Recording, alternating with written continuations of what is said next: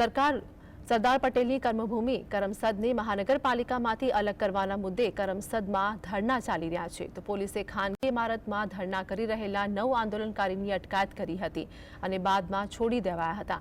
કરમસદ બચાવો આંદોલન ચલાવવા સ્થાનિકોનું કહેવું છે કે સ્થાનિકો સાથે બિનનિવાસી ભારતીયોએ પણ આ આંદોલનને ટેકો આપ્યો છે અને મહાનગરપાલિકા માટે ગામડાનું અભિપ્રાય પણ લેવામાં આવ્યું નથી। તો આ સાથે જ સ્થાનિકોનો આક્ષેપ છે કે સરકારના ઇશારે પોલીસનો ઉપયોગ કરી આંદોલન વિખેરવાના તમામ પ્રયાસો થઈ રહ્યા છે, જેને લઈને સ્થાનિકોમાં રોષ જોવા મળી રહ્યો છે।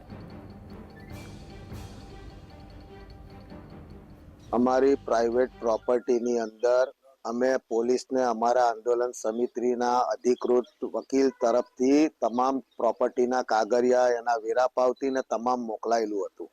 આ આંદોલન શાંતિપૂર્ણ રીતે કરમસદની સ્વતંત્રતા માટે ચાલુ હતું અને આજે 9 તારીખથી 19 તારીખના પ્રોગ્રામ જે રાખેલા હતા એનો આજે ચોથો દિવસ હતો। ચોથા દિવસે પોલીસે સરકારના દબાણવશ થઈ અને બળજબરીપૂર્વક આ જે આંદોલનકારીઓ હતા એની ધરપકડ કરી અને પોલીસ સ્ટેશને અત્રે લાવેલ છે।